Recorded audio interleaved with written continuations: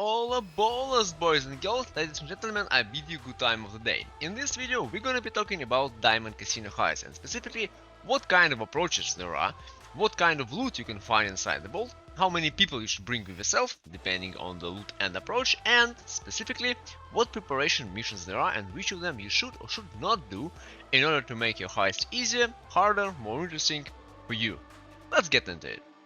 In order to start Diamond Casino Heist, you obviously have to buy yourself an arcade. I would recommend buying one of those two, because of their convenient location for the heist itself and for the preparation missions.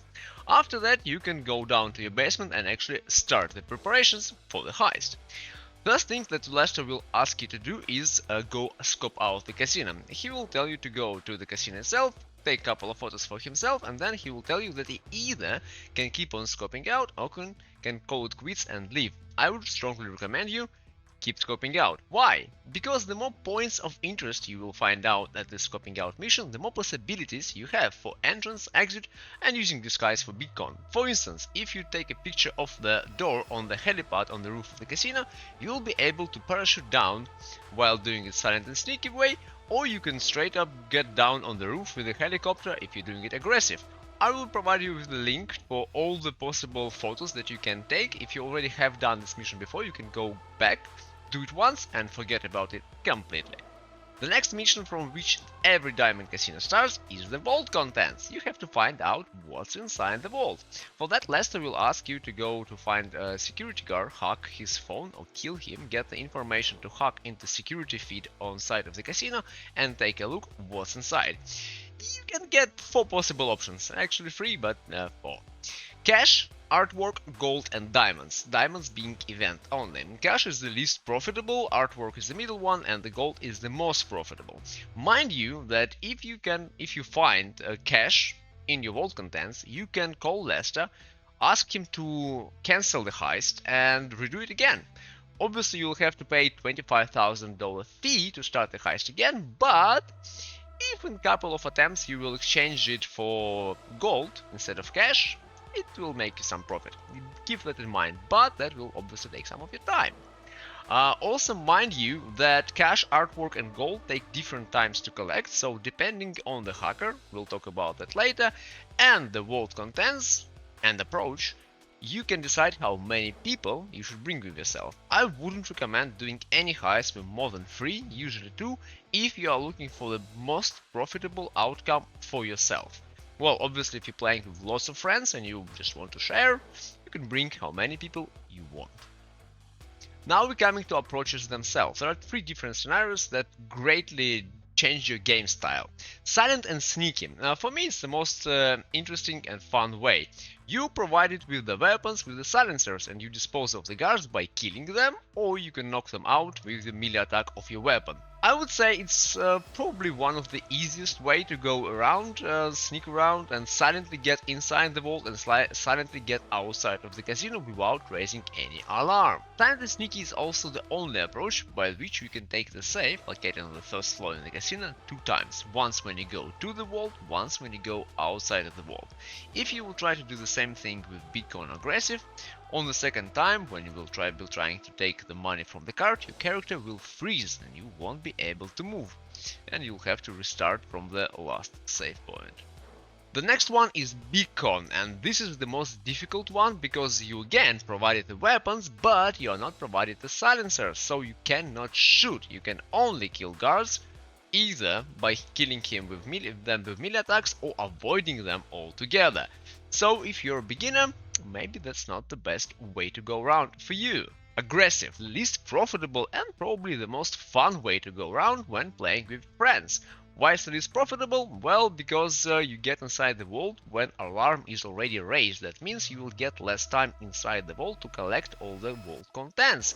Also, when you get shot at, every time you get a bullet up your ass, you lose some of that hard-earned money. Long time ago there was a bug or feature protecting you with the vest if you get it on, but then since they fixed it, so now 1 bullet minus money, less profit for you. There is one more interesting thing about aggressive heist that can be helpful to beginners. You get thermal charges that will allow you to break the lock rather than hacking it. So if you're bad with hacking and it takes you a long time to do so, maybe taking this approach is a good option for you. There are two small things that you have to remember when selecting your approach. First of all, you can't do the same approach twice in a row. You've done silent and sneaky last time, can't do it again. You have to choose beacon or aggressive. But if after doing beacon or aggressive, next time I will decide to go silent and sneaky, it will trigger the hard mode. Hard mode means that you have no life to spare, you get 2 sets of fingerprints inside the vault to hack, but you get 10% more money from all your loot. So it's more profitable. Now let's take a look at the preparation missions. There are mandatory preparation missions, marked with a star, and there are voluntary preparation missions. Latter are the most significant ones because depending on which one you do or do not, it will be harder or easier for you to do. But first, let's get into our support crew. Guns. For silent and sneaky or beacon, you always want to buy the cheapest ones. For silent and sneaky, if you do it right, every guard will die with 1 bullet to the head. It doesn't matter what kind of weapon you have. With beacon, you hit them on the head, so again, doesn't matter if you have expensive or cheap weapon in your hands. For aggressive though, well, I would say get the best guns possible, because first of all, guards will die easier, so you'll have easier time inside. And well, going guns blazing with better weapons is definitely more fun. Getaway vehicles. Once again, for every heist you get the cheapest one possible. By the method we are doing our heist, usually we are taking the helicopter out of the building from other side of the casino. 95% of the time it is there. The other 5 we just restart the game, or we go around by stealing the vehicle from civilians or police officers. So there is just no need for these cars, but you have to do them, take the cheapest ones. Hacker. This one is very important. Hacker determines the amount of time you get to loot inside the vault. The better the hacker, the more time you get. Mind you that if you get inside the vault when the alarm is already triggered, you get almost 1 minute less time than you would do without the alarm. Thus, once again, doing this silent and sneaky and or beacon without raising any alarm is the most profitable, rather than doing aggressive. There are 5 mandatory missions that you have to do for each and every heist, no matter what kind of approach. Weapons, vehicles, hacking device, vault keycards, and masks. The missions themselves, they are not hard, but you always have to get 2 cars and almost always have to carry back 2 sets of weapons. So it is a good idea to bring your partner along with you. It makes your life a little bit easier and makes you go faster about this mission.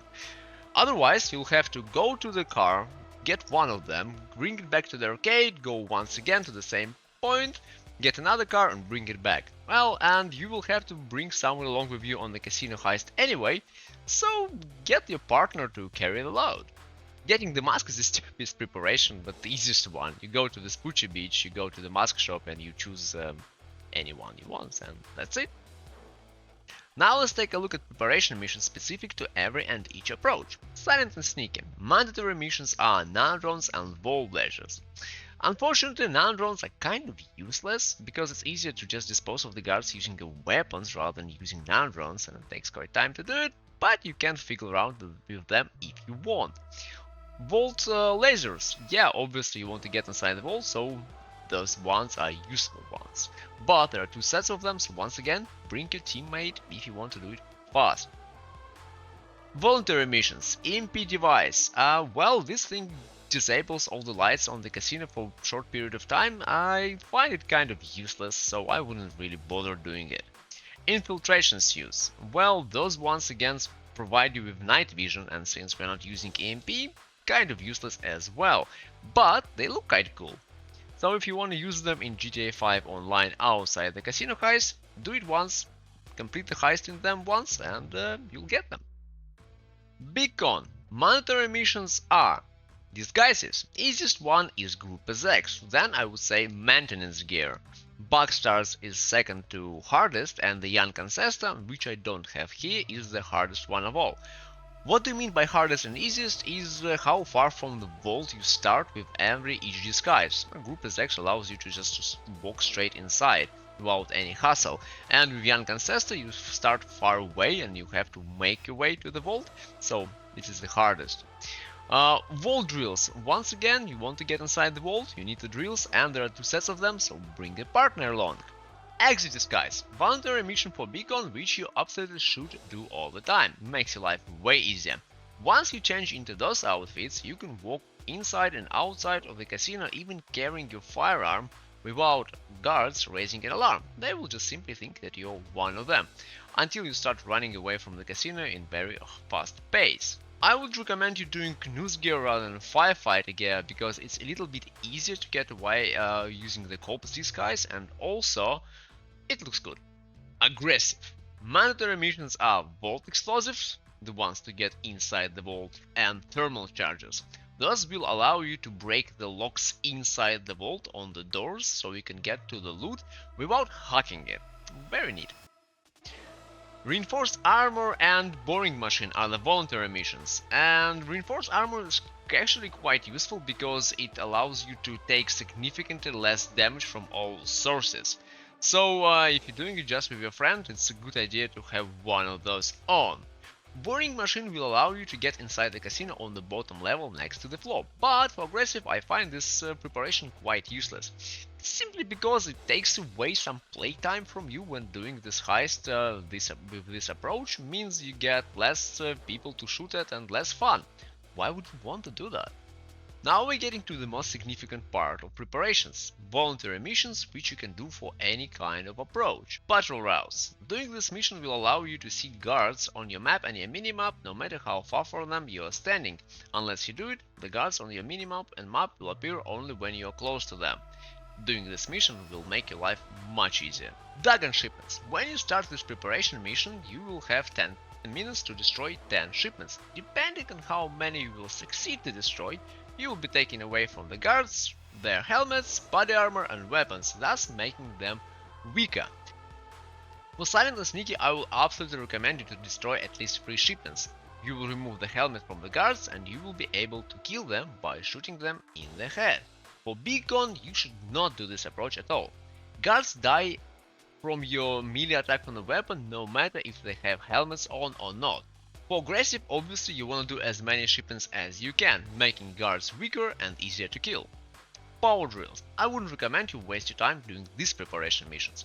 Power drills will allow you to open the safe deposit boxes inside the vault, but usually you don't really have time for that. And also safe deposit boxes may contain $5,000, $10,000 or nothing at all, so it doesn't really worth your time and effort. Security Pass. This is voluntary preparation mission which is often overlooked, and I would definitely recommend you, strongly recommend you to do Security Pass level 2, which is this one.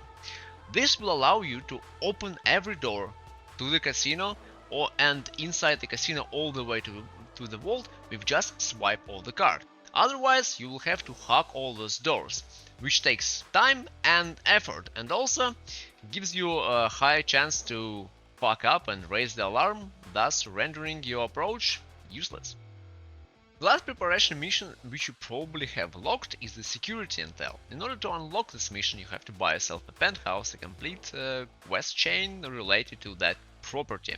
After that you can start this mission. You will go to the Vincent, ex-casino guard, help him retrieve the car which is stolen from his new place of work, and he will present you with a memory flash stick containing all the places where the cameras are located on the premises.